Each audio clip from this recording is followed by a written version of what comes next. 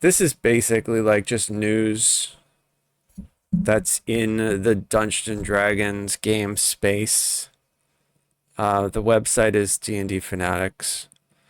And basically, this is a bunch of news that won't really matter to video games because a lot of this stuff has to do with the pen and paper game. But there are some big changes that probably will affect video games for the next few years because it looks like they're changing a lot of the ways that classes and the game itself is run. So one of the big things is this first one right here. The player's handbook is being updated in 2024. So we'll just take a second to dive into it and see if it might affect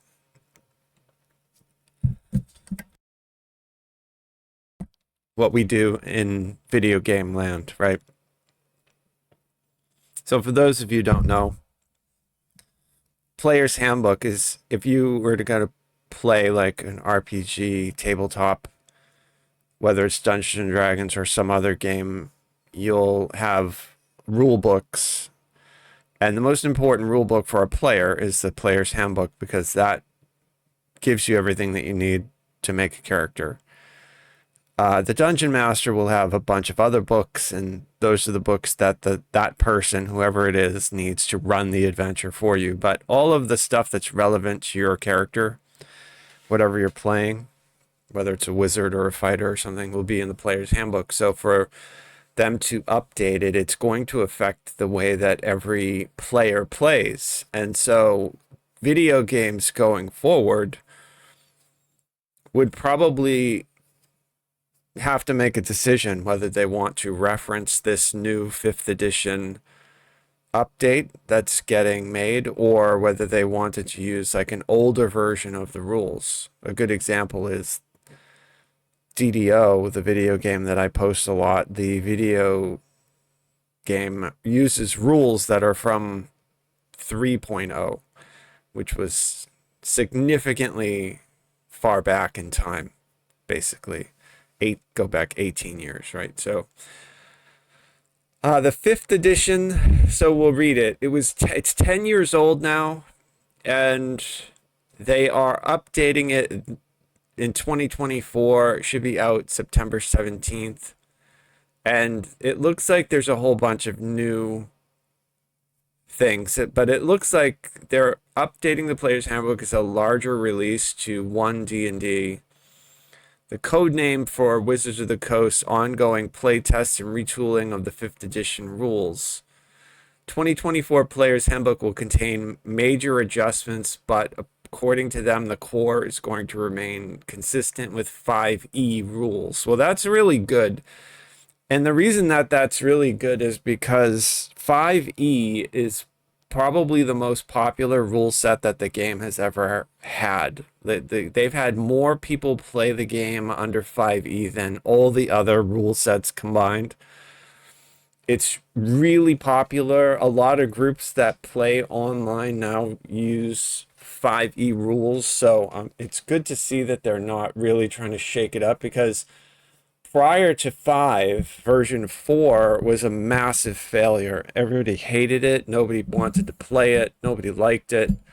So from my perspective, for the 50th anniversary of the game, it makes sense for them to strengthen the most popular rule set that they've ever had and not do something that would undermine that or change the meta, as we say in video game land, right?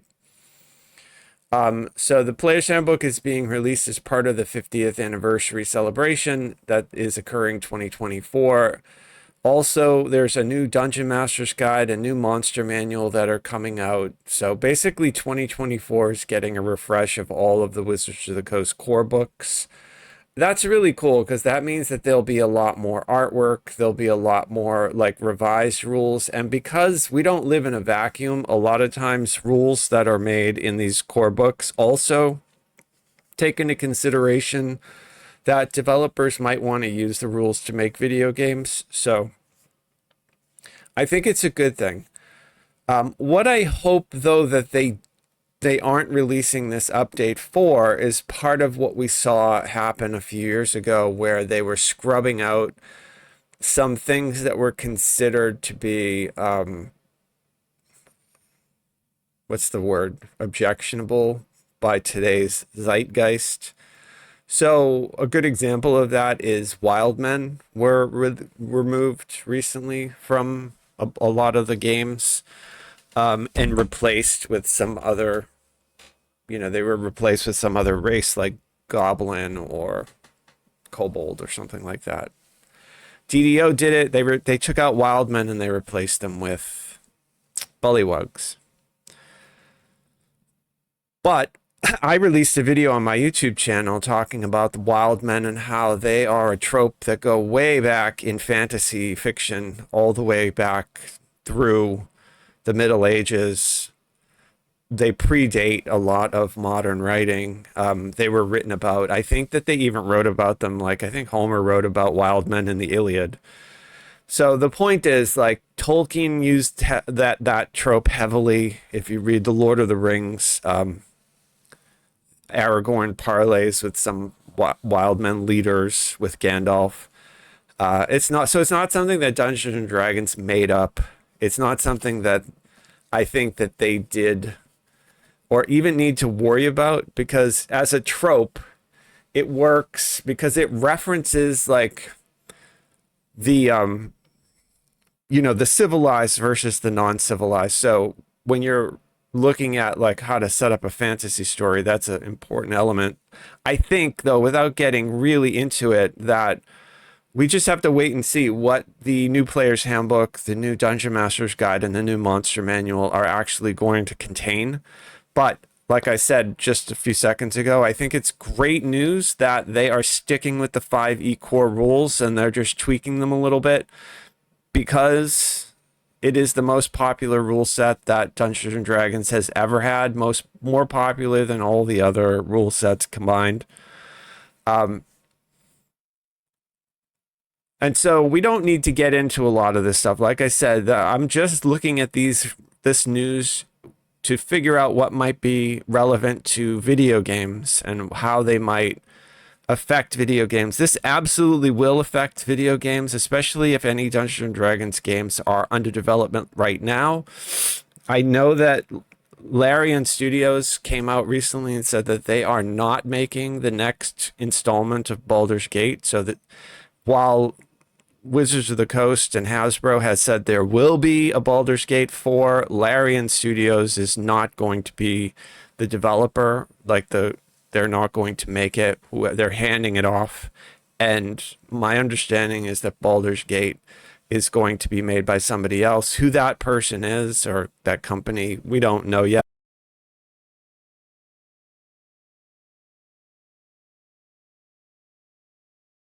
That's a spelling error.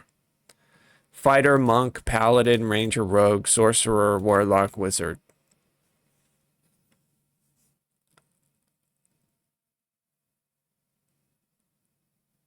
It looks like they are trying to also protect classes that multi-class, and so that there aren't undesired effects, basically things that break the game or things that get too powerful. They're going to have 48 subclasses. That's really good.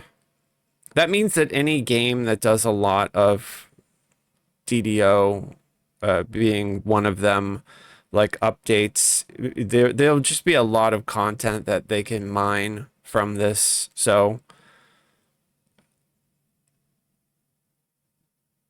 it looks like the brawler fighter class is being dropped, and it's being replaced with a Psi warrior. Psi probably is a psionic warrior, and that's cool.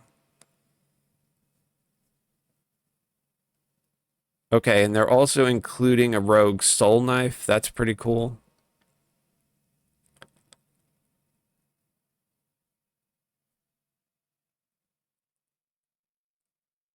They're keeping all the base spells from the 2014 Player's Handbook, just retooling some of the spell progression.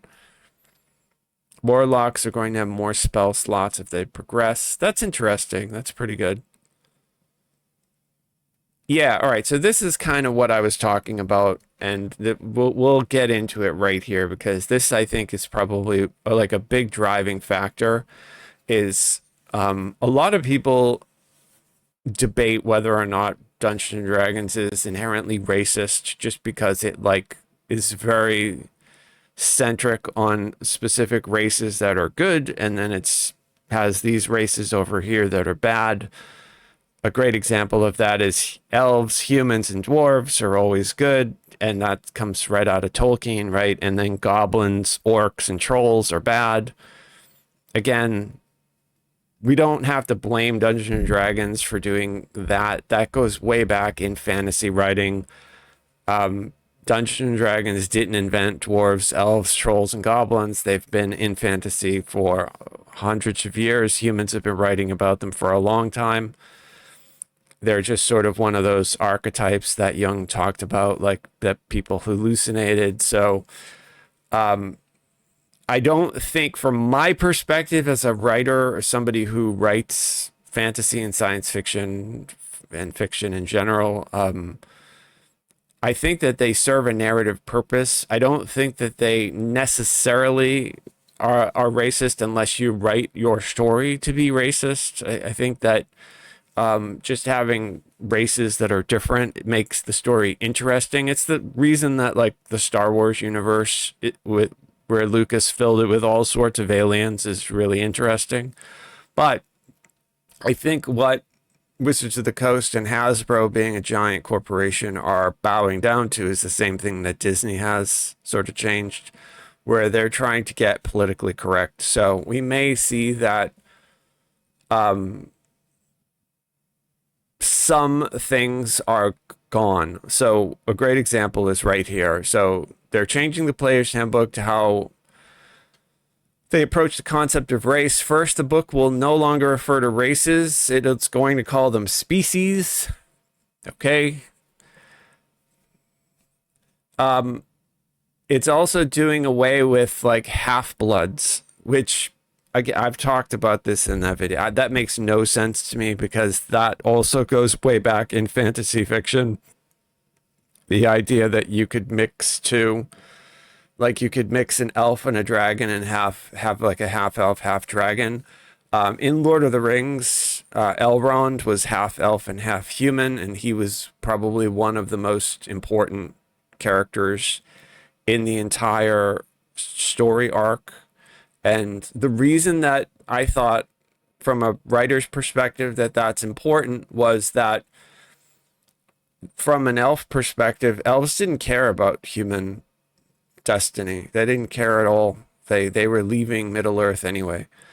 And men, the world of humans, that Tolkien called the world of men, they were very short-lived. Like, they had ephemeral lives. So they were really easily swayed by power. They were really easily swayed by gurus, leaders, like great generals that would come along. So what they hoped was that a good leader would rise up and rally them to overthrow the forces of darkness. But they acknowledged that it was just equally as likely that somebody who was not good could rise up and join the forces of darkness, and then, you know, humans would basically just be servants of the darkness, whatever. It's something that Gandalf talked a lot about, like, sort of without actually saying it, but Elrond was sort of like a mix of both, and he linked both worlds together and made it so that the elves could still have a reason to care. Tolkien also gave Elrond a daughter who fell in love with a human, right? So I think it's a really important point that even Tolkien knew that from a narrative perspective, you needed a sort of reason why these elves, who were basically angelic creatures that were leaving Middle Earth, needed a reason to care and to help because they didn't care. And so having Elrond half-elven made that possible, I think. So narratively, it worked. So I disagree. I completely disagree with this change where they are removing half elves, half orcs, half ogres, half giants. I mean, we don't need to go only into Dungeons and Dragons to see that this is a fantasy trope that has been with us for a long, long time. J.K. Rowling, who wrote the Wizarding World, Hagrid was a half giant, right? Like, even though she doesn't come out and actually say that, they talk about it. So to get rid of it just, I have a feeling what's going to happen is that Wizards of the Coast will release these new books, and what'll happen is people will homebrew and make half versions of the races anyway. Likely what they'll do is they'll utilize the previous books that had the races in it and just carry the rules over in their own particular homebrew session. At least that's what I would do. If I were DMing a tabletop game now, and somebody said, hey, I want to be a half elf, I would say, okay, we'll just get whatever rule book will fit the whatever it is into this game. Because going forward, 2024, the player's handbook is no longer going to have half elves, half orcs, and races are going to be called species. They're probably changing other stuff that isn't listed here, so that we won't spend that much more time. I just wanted to take a look at this. It looks like they're getting a bunch of new art. That's great. I know that a lot of companies now are saying that they're not using AI art, or that the AI art that they're using is going to be flagged, but I know a lot of companies have already had trouble with artists making art with AI and not labeling it. So I think from my perspective, that's a Pandora's box that they're not going to close. AI has left the building. There's nothing anybody can do to stop it. It's just going to keep getting, the tech is getting better and better every day, literally every day. So I think that from our perspective as consumers and fans, I think that it means that the game is going to be in a great place, because we will get to see things that maybe were not possible to envision in the past. We may get computer renderings of things. Like a good example of that are the Ruins of Myth Draenor is the next expansion for Dungeons and Dragons Online. Well, that exists in the core rules. You could buy a book. I think it was the second gen Advanced Dungeons and Dragons second gen had a thick, like 250 page book called The Ruins of Myth Draenor, and in it there was very detailed maps and descriptions of the forest that was around the ruined city and the ruined city itself, and buildings and the castle that was never, you know, it was untouched. Even though the city was ruined, the castle was never breached. The wizard towers that were ruined, all of the explosions of magic, the mythal, the magical being that envelops that whole area is described. So, I mean, you know, utilizing AI tools, they could, you know, render a lot of that stuff, which would probably allow them to do it really quickly, as opposed to having artists, real people do it. Might take, I mean, I don't think anybody's ever done it, right? Because it would just take an awful long time. So it looks like we're getting more. I know that the president stepped down. We'll look at that too really quickly, but I think they have new leadership at Wizards of the Coast. I'm not sure if that's going to be a good thing. It looks like there's going to be new character sheets. So the new player's handbook. So basically, it affects us in the sense that any new games being developed as video games, any games that are in, like we have DDO as a live service game, right? So as a live service game, they utilize a lot of the existing content. So they, you know, SSG may actually, you know, start implementing archetypes in our game that they get from this new book. We'll just have to wait and see. But it's really cool if you play tabletop. If you, they're this year, new player's handbook, new dungeon master's guide, new monster manual. I think they said it's coming. All of them are coming out in September. It looks like the price is going to be 40 to $50 per book, which is super expensive. But, you know, I mean, I think you can also get them online if you join like D&D Beyond or whatever. I think that you pay a monthly sub to that, and then it gives you access to all the books. And I think they also allow you to play the game in their app. So I think you can play tabletop, but like using the app with a bunch of different players who aren't in the same building. So if you wanted to play with people who are in different locations and stuff. I haven't actually done it myself, but I think it's a really interesting idea. I'm more of a fan of video games though than playing like tabletop, but I used to DM a campaign for many years and I had a lot of fun doing it, and I would have loved to have computer tools to help me out. So it says here they're saying here it's not going to be a start of a new rule set called the version 6. It looks like they are enhancing the 5th edition of the rules. Whether it's going to be 5E or 5F or 5G, we don't know yet. We're going to have to see. So that's the story about the player's handbook. There were a few other things. This is a lot of news that is very specific to the tabletop game, like I said, but we may be able to find stories here that are relevant to video games, right? So that's why I wanted to take a quick look at this. So like I said, we're getting a bunch of new books. Player's Handbook, Dungeon Master's Guide, Monster Manual are all going to be new.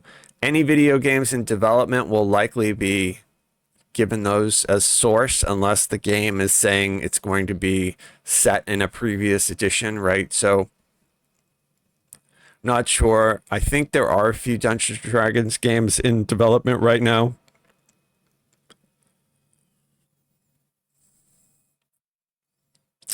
Most of this stuff is just about updates to the classes, so we don't need to get into those. I'm sure they're really interesting. But again, we're just looking for stuff that might be relevant to us for video games. So classes and subguides. So I have a feeling like that SSG does look at this stuff when they make our archetypes. Yeah, so this is what I read, and not that this really matters, but we'll take a really quick look at this story here. Not sure, the link isn't working for some reason, but the president of Wizard of the Coast stepped down, so they're going to have new leadership. That means that they may do things differently than they've done in the past. Whether that's good or bad, I don't know. I think that the president, Cynthia Williams, did a pretty good job. I'm not sure how long she was for, but consider that Baldur's Gate 3 came out during her, while she was working. Like, they started work on Baldur's Gate 3 a long time ago. So it's sort of unfortunate that she had a lot of success and that she's leaving, but who knows? I don't think they've announced who's stepping in next.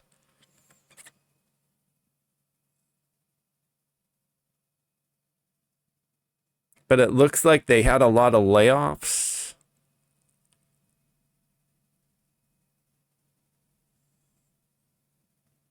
No successor has been appointed as of April 26, 2024.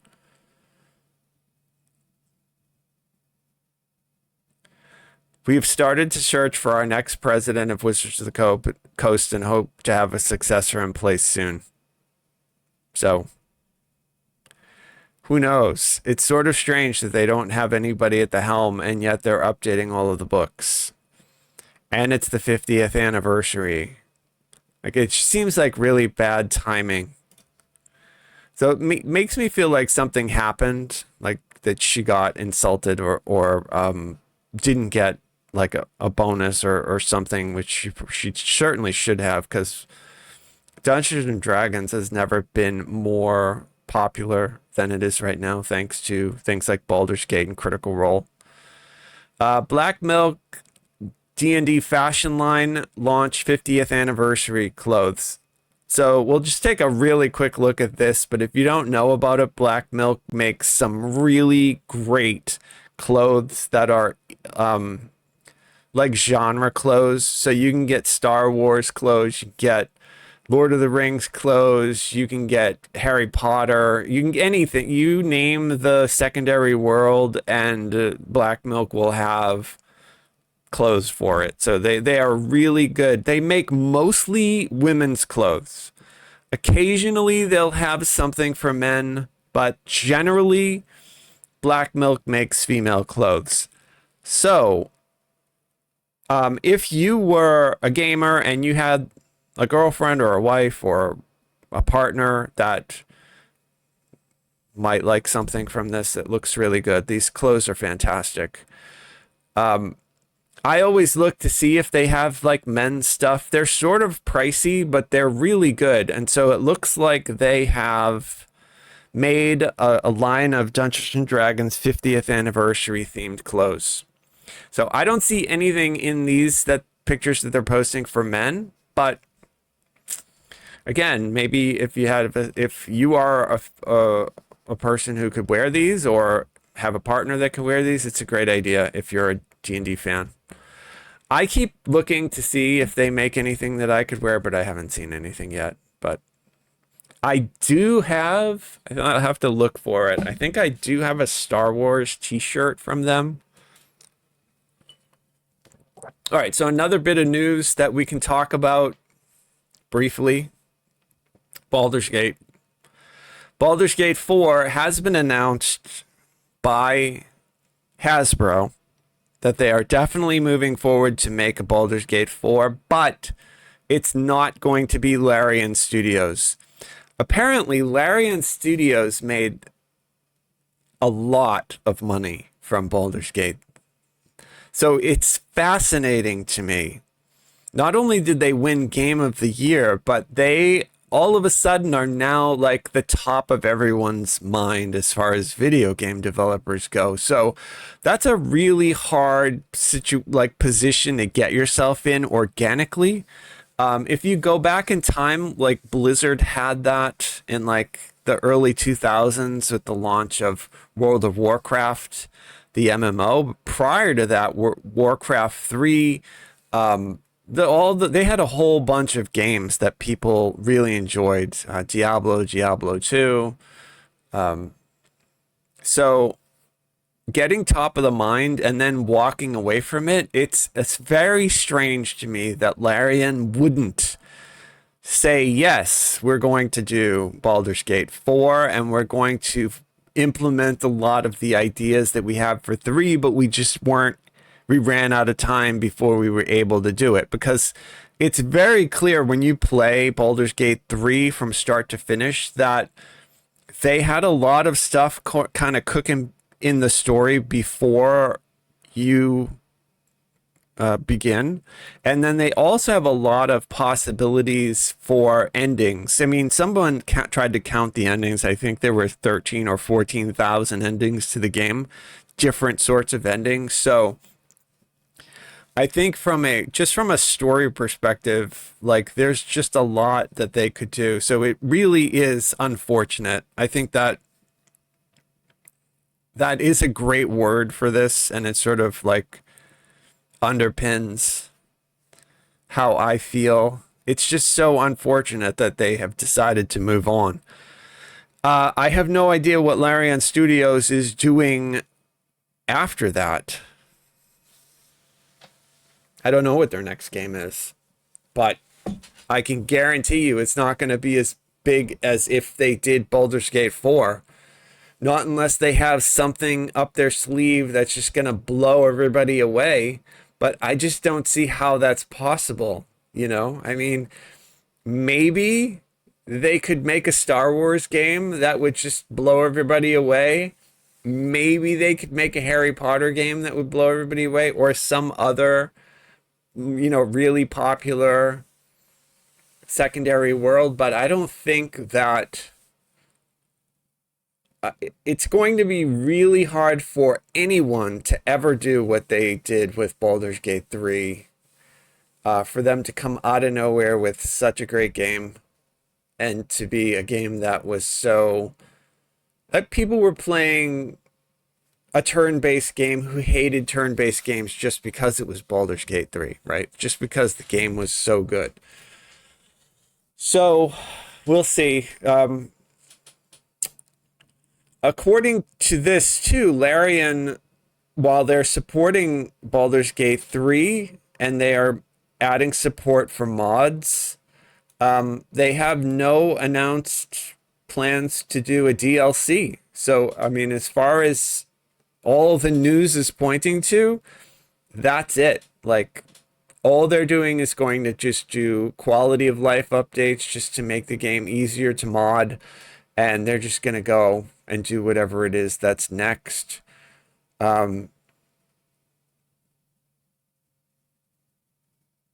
Yeah, somebody here is speculating Baldur's Gate 4 will almost certainly be released, but it's not confirmed by Hasbro who will make it. Baldur's Gate 3 was a massive financial boon to the company that had been struggling. The game was one of the few bright economic spots. Wizards of the Coast earned about 90 million in licensing fees, which is great. So they got a large infusion of cash. They want to get Baldur's Gate 4 developed as quickly as possible. That sounds really scary, obviously, because if you know anything about Baldur's Gate 3, it was not developed quickly. Baldur's Gate 3 took them a long time to create, and they worked on it and tweaked it for a long time. So it's one of the things that I just have a feeling that Baldur's Gate 4, if it's not done by Larian, that already has that system in place to sort of make those story arcs. Like, they already have the tools in place. They just would need to throw more people at them as far as time goes, as opposed to a new studio trying to invent those systems from the bottom up in some new engine too, because my understanding is I believe Larian used their own, that whatever their engine is called, to make Baldur's Gate 3. But it's just a really interesting thing. If you look at the character models that they have in that engine, it's just a super high quality. This is not Unreal 5, but it looks really good. If you were to compare this to Bethesda's Starfield, this looks like a 5-star meal versus Bethesda, which would be like McDonald's. So you have like a gourmet 5-star meal, or just like a McDonald's, and it's not even hot McDonald's, it's like cold McDonald's. That's what Bethesda's Starfield model. The people, they just look so awful compared to this. Like, look at this. This is great. And consider that this, while it came out in 2023, they were working on this since 2020. Like, they were using ray tracing. They were implementing a lot of really complex models. That's a great Drider model. So, I mean, I don't know, maybe BioWare, old school BioWare, could have done like Baldur's Gate 4, but we all know the story of BioWare, right? EA bought BioWare, gutted it, and killed it. So we're still waiting for news on Mass Effect 5, picking up Shepard's story. They teased it, right? They teased us with a continuation. I think, when was the Mass Effect trailer tease? I believe that was 2020. Let me just take a look really quick.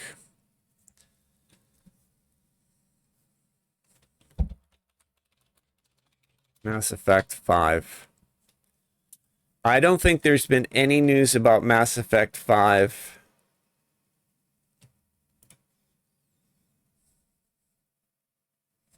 And I think that the teaser came out in 2020.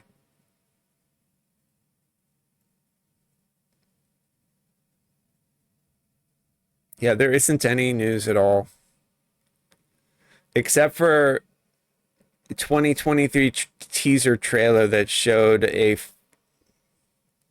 Mass Effect character. Yeah, the Game Awards 2020, they dropped the first teaser trailer for Mass Effect 5. So, I mean, now do with that what you will. It's 2024. Like, when we haven't heard a thing about it. So the reason I'm talking about Mass Effect 5 and BioWare is because prior to Larian Studios making Baldur's Gate this massive cinematic video game experience, right? The only real sort of massive cinematic video game experience prior to them, I think, was BioWare. BioWare held that title for a long time, and then EA bought them and gutted them, basically. So now they are no longer the kings of that. There have been a lot of other games that have done a lot of great cinematic scenes. Like Cyberpunk is really cool, but I can't think of a developer that I would want to make. I certainly would not want Baldur's Gate 4 to be made by some AAA. Like, I would not want it to be done by EA or any of these, you know, definitely not Bethesda. Like, just stay the fuck away. You know, Blizzard would never do it just because Dungeons and Dragons sort of conflicts with their, you know, their lore for World of Warcraft. They already have their fantasy stuff, so why would they jump into the Dungeons and Dragons pool? It doesn't make any sense. I could be wrong, but I just don't think that they would. So we'll finish up this little news bit. Like, if you like Converse sneakers, which I think they're great, it looks like you can look for these D&D 50th anniversary Converse shoes. Again, this has nothing to do with anything other than I just wanted to take a look at Dungeons and Dragons news that might affect video games, right? So obviously Converse sneakers have nothing to do with video games, but I like the shoes. Maybe you like the shoes. Maybe you didn't know that they had 50th anniversary Dungeons and Dragons Converse. Well, here it is. You can Google that and take a look. We already talked about it in a previous stream. There are now Dungeons and Dragons Legos. That's an image right there of one of the sets. So there's a dwarf, there's a paladin, there's a sorcerer. This is like a half orc, although I know they're not calling them half orcs anymore. It's an orc, whatever. That's dragonborn. This is like some dude, I don't know. And then the beholder. I think it all looks great. I would love to own these. I don't have the space to display Legos, but I am a huge fan. I do have some collector Legos that I have like put away that I haven't opened. So like I might try to pick up one of these since they're new, but you know, I probably won't. It just depends. Depends on what kind of a year it is, but this stuff looks really cool. Like if I had a place to display it, I probably would get one and put it together.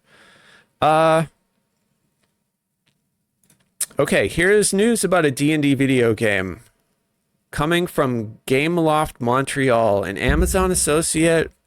Video game from Gameloft Montreal maker has announced they are working on an officially licensed Dungeons & Dragons video game and partnered with Wizards of the Coast. The announcement comes when D&D video game interest is at an all-time high thanks to Baldur's Gate 3, which broke all sorts of sales records and was Game of the Year 2023. What can we expect from this new Gameloft upcoming D&D title? I don't know. We're going to find out. Apparently, the game is going to be available for PC and consoles. It's going to be set in the Forgotten Realms.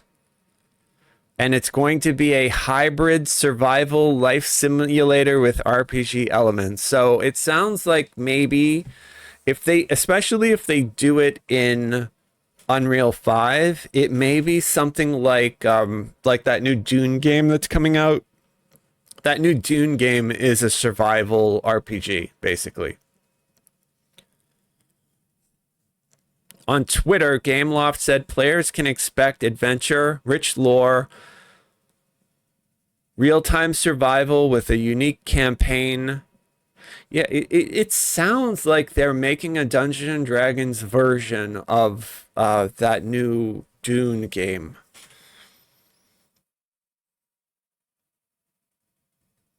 I don't know anything about Gameloft, what engine they might use, but it's something that we definitely can keep track of.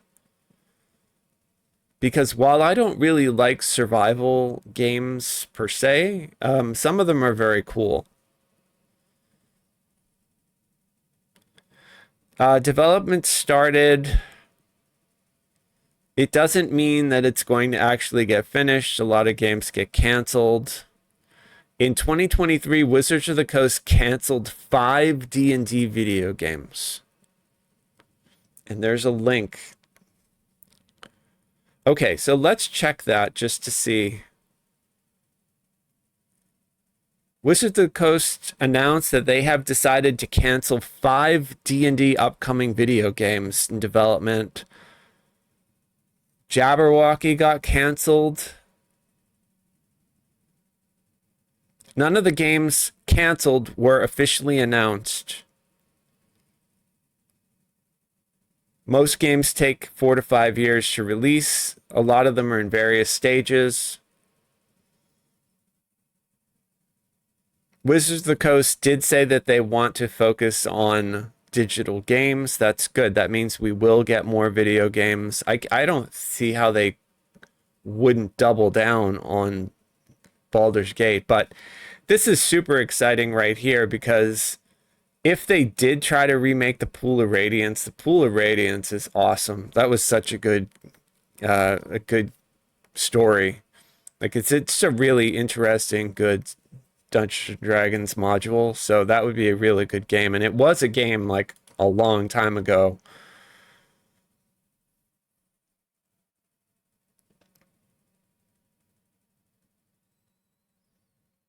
Yeah, I think, you know, what Baldur's Gate 3 did is really turn the whole market upside down. And now they're saying, hey, wait a minute, we can make a lot of money on D&D if we do it right.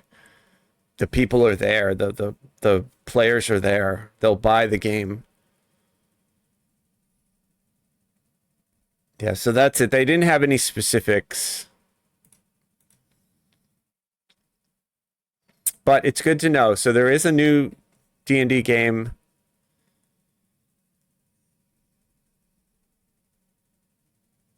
They have new Dragonlance books. Well, this is really interesting.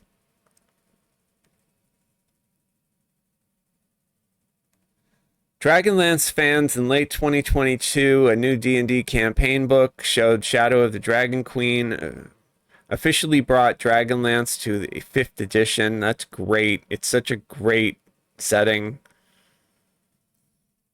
Fans of the world of Kryn were disappointed to learn that several years of script development, actor-producer Joe Mangalow's Dragonlance TV series was officially killed. That's unfortunate because that would have been really good. That dude is like a D&D super fan, and the fact that he wanted to make a Dragonlance TV series, that's awesome. I didn't know about that before. This is the first time I'm learning about it. Margaret Wise and Tracy Hickman, though, have done a new novel called Dragons of Eternity. It's slated for release this August. That's great. Those are the OG writers that wrote the original one. I don't even know how long ago it was, 30 years ago, 35 years ago, something like that. But it's some of the best fiction that exists in the entire D&D space, in my opinion. So that's phenomenal. That's really, really good news for fans of not only Dungeons and Dragons, but just fantasy in general, I think. And it would be really, really cool now if finally Dragonlance could be brought to a video game. There's no list here, but it is really likely, since now they're getting a bunch of new books published, that there will be something done with it. Hardcover is going to be available in August. Paperback will be released the year after that. Ebook. Yeah, it's very interesting. So it looks like we have some things to keep our eyes out for when it comes to Dragonlance. Dragonlance is getting refreshed. So it would be phenomenal if a developer decided to make the massive saga that Dragonlance is into a video game. Like that would be so cool. It's unfortunate to hear that the TV show got canceled, though.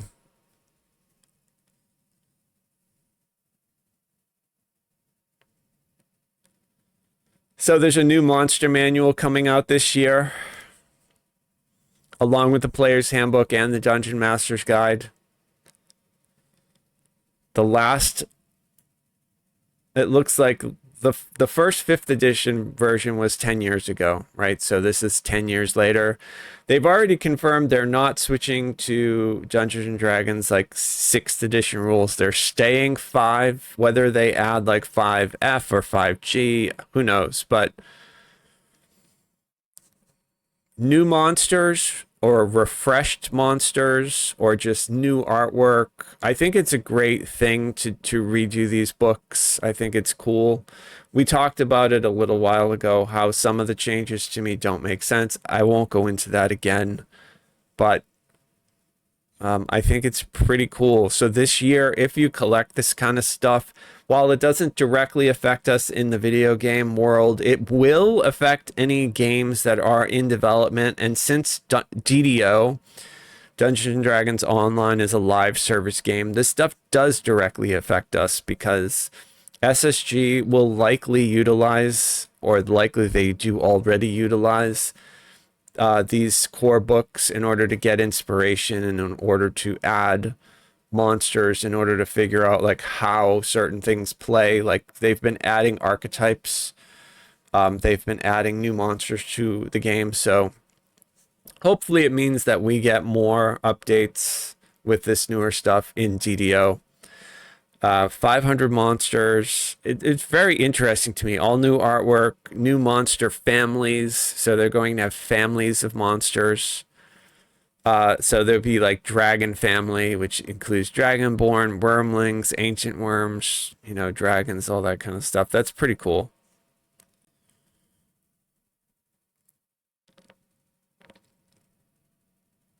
Very interesting. Likely, I mean, I haven't bought a D&D book in a while. I think the last one I bought was like on Eberron. But I certainly do like them. I have a lot of the old books. I found at like an estate sale, somebody was selling a giant bag of the old original books, so I bought that. It was like $20, and there were like 100 books in this bag. Like, how could you not buy it, right? Spelljammer, a novel, is getting released. That's good for that. Spelljammer was pretty cool. So that means that is also getting a refresh.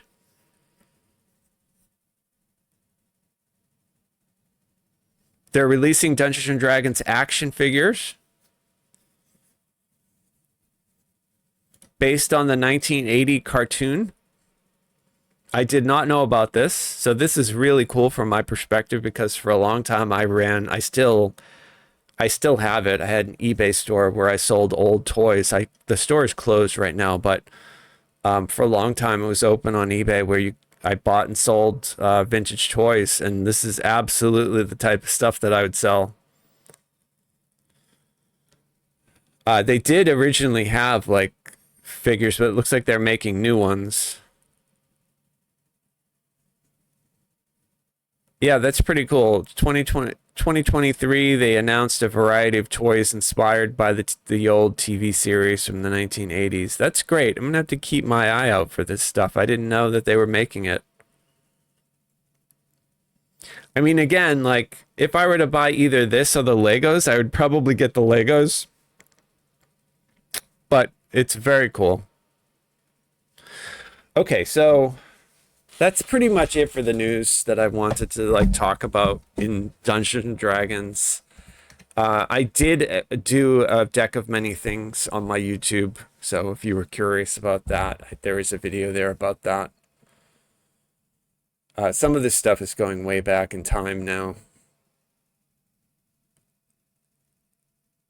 Oh, and so let's close out with this. I don't know if you guys saw the Dungeons and Dragons movie. It was okay. Was it the best thing I've ever seen? No. Was it the worst thing I've ever seen? No. It was okay. It was probably, 0 to 5 stars. It was probably 3 stars. It was okay. Some of it was good. Some of it was stupid. Some of it was clearly written by people who only know, Dungeons and Dragons from talking to people and never actually played the game. One of the biggest things I think that I would say that is because anybody who plays D&D, right? And you guys can do this at home. Like, what is he? This is a gamer thing, right? What is this dude? Well, you'd know right away if you played D&D, right? He's a bard. What is this dude? Right? He's a wild magic sorcerer. What's she? She is a tiefling druid, right? What's she? Now, I watched the movie twice. I have no fucking idea what she is. I don't know. I think she's a barbarian, but she never actually rages, so maybe she's a fighter. I don't know. She doesn't wear armor, though. Like, she's in, like it looks like barbarian rags to me. Like pieces of leather and shit. So I'm like, okay, and she comes from like a tribe. So I'm like, she has to be a barbarian, but she never raged once. So I don't know. Is it the fact that maybe it was so subtle that I didn't get it? Maybe she did rage, but they cut that part out and it wound up on the floor. It happens all the time in movies. They shoot something and it just doesn't make it into the final cut. Or maybe the writers didn't care. Maybe she was just supposed to be a fighter type, but from my perspective as a player, like I wanted to know these people's stats. Like I wanted to see what his charisma is. I wanted to know what his charisma is. I wanted to know what her wisdom was. Like I think they should have given like introductions or at the end of the movie when they were rolling the credits, show the player, like the player character sheets for all of these characters so you could actually fucking see like she's clearly really strong because she does a couple of things in the movie that like only somebody with a lot of strength could do. So she probably has an 18 strength, but I don't know. Your guess is as good as mine. Maybe she's a barbarian. Maybe she's a fighter. I have no fucking clue.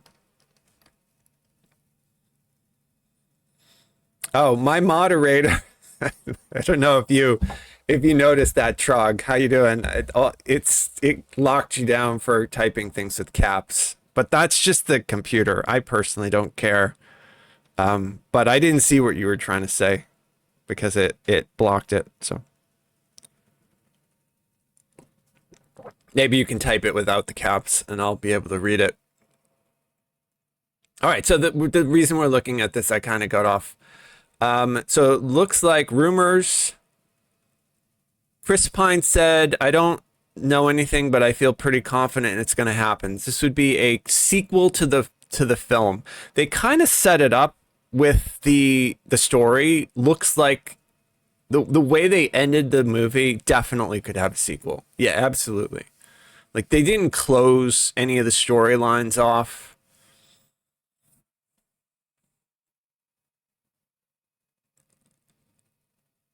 I'll tell you my biggest problem that I had. God, now that I'm looking at these images, I remember I actually have to redact my 3 stars and give it 2 stars. It did fail in a lot of major ways. This stuff was good right here, but when they go into the Underdark,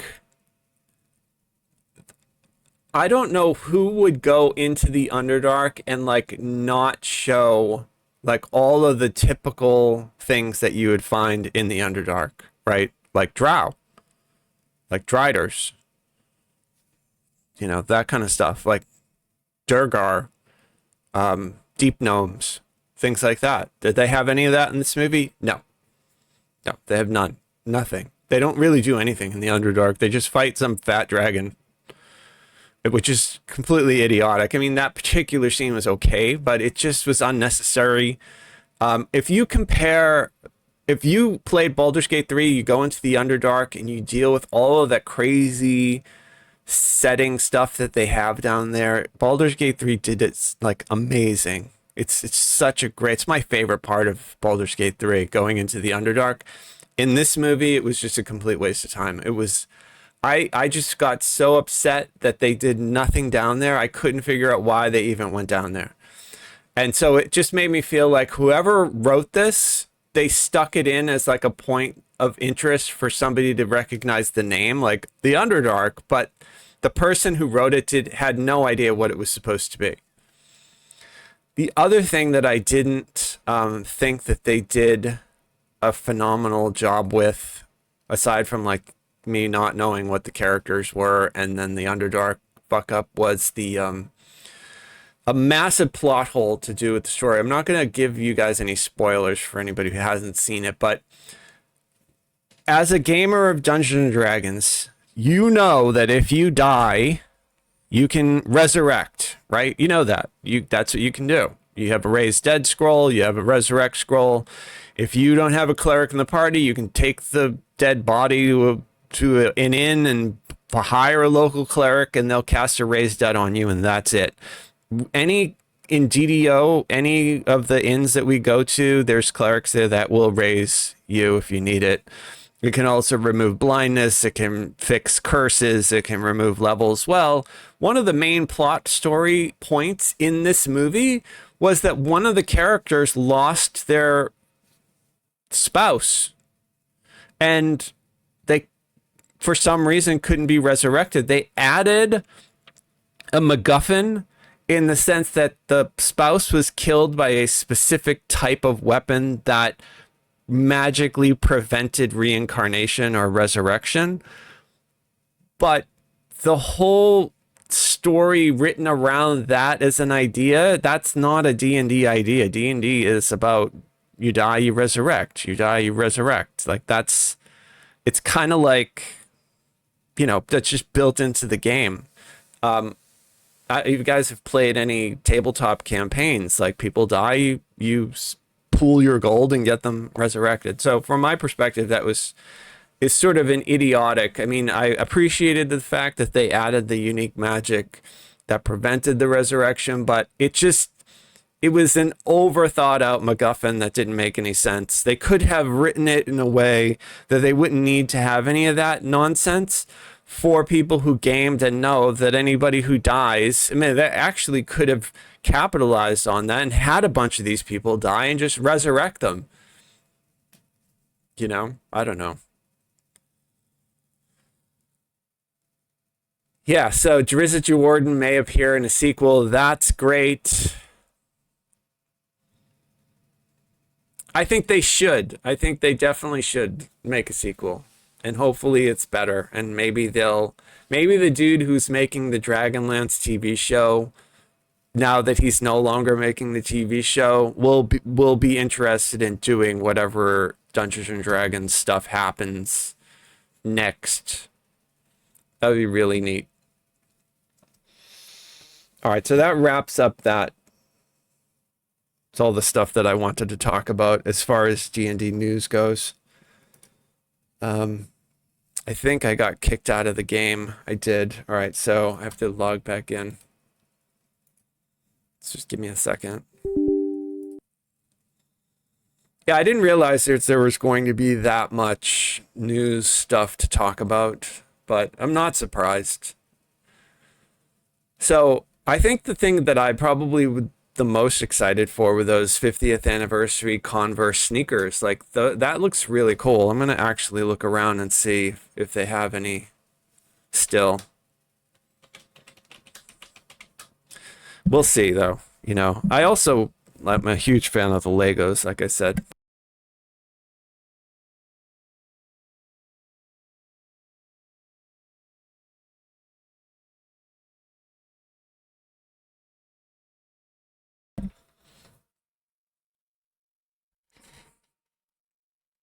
And we learned that they're making another video game that's going to be a Dungeons and Dragons survival game. A survival RPG, which is either going to be very similar in its scope to that new Dune game, or something like Ark Survival Ascended, I guess, something like that.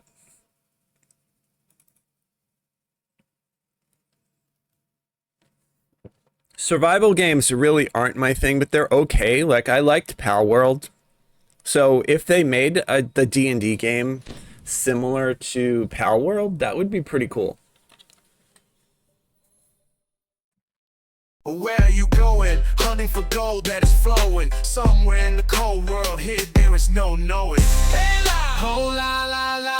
We love if there's a standing stone. Let's make camp. We love games. Let's make camp and play more games. Hey la, oh la la. We love games. There's a standing stone. Let's make camp. We love games. Let's make camp and play more games. Hey la, oh la la. We love games. Where are you going? There's no knowing what magic awaits, what evil is growing. Hey la, oh la la. We love games. There's a standing stone. Let's make camp. We love games. Oh la la. Hunting no crypts is folly. Just play games and be jolly. Magical treasures hide in the dark, so rest in it and embark. We love games. There's a standing stone. Let's make camp. We love games. Let's make camp and play more games. There's a standing stone. Let's make camp. We love games. Let's make camp and play more games. Hey la, oh la la. We love games. Hey la, Mary la. Oh la la la la la la la la la la. Oh la la. La la la la la.